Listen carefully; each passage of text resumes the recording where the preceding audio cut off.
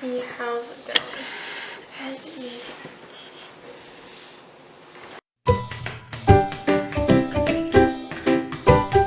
Welcome back to my channel. Today is the third part of the series of engagement videos that I'm going to be making.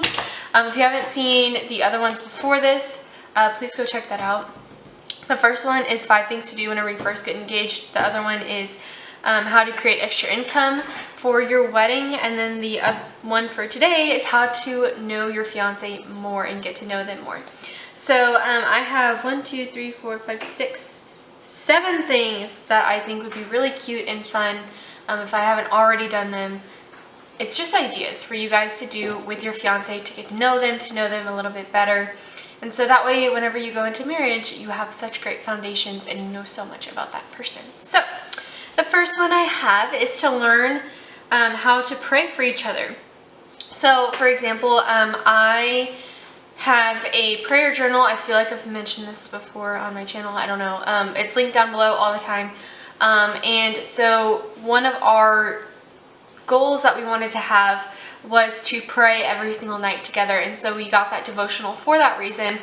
And then with that devotional, we then use that as a guide to help us learn how to pray for each other and learn how to take care of each other, and like throughout the day, if someone is having a bad day, to pray for that person. So it just kind of starts you off with a really good foundation and boundary with praying for each other.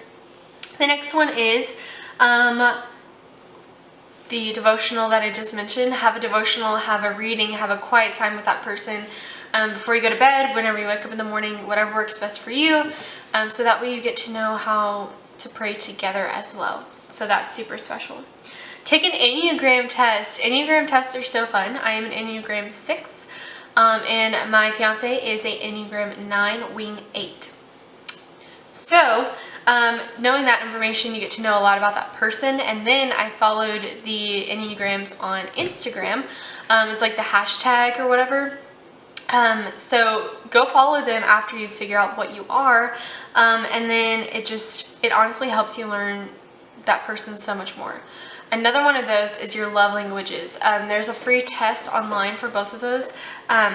The love languages, I recommend getting the book because it's a lot more in depth as to what information you get to know about that person. Like, you know them all in the order that you like in that order, if that makes sense. So you don't just know like their best one, but you do know like all of them.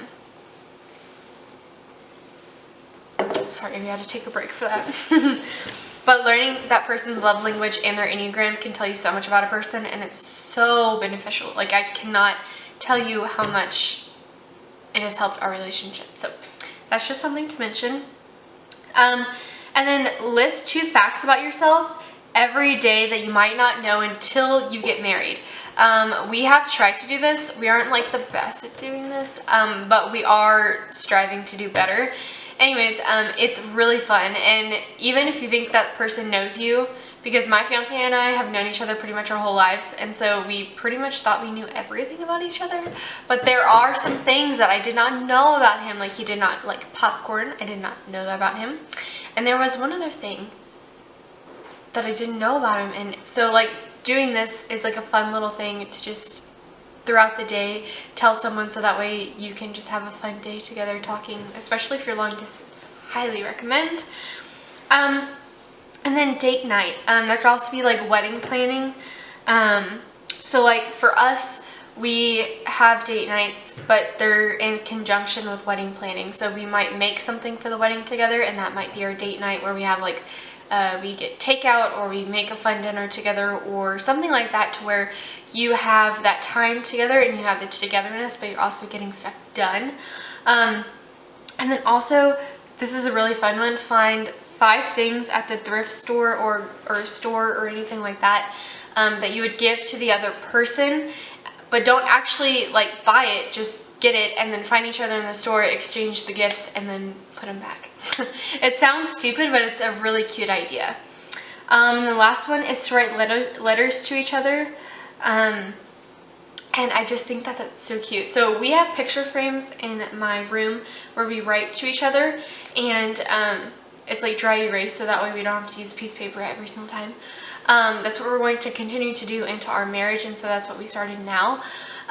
But you can also just send letters to that person, like a pen pal kind of situation, and you get to know more information about that person, and it's just a really cute thing because then you get to keep them all.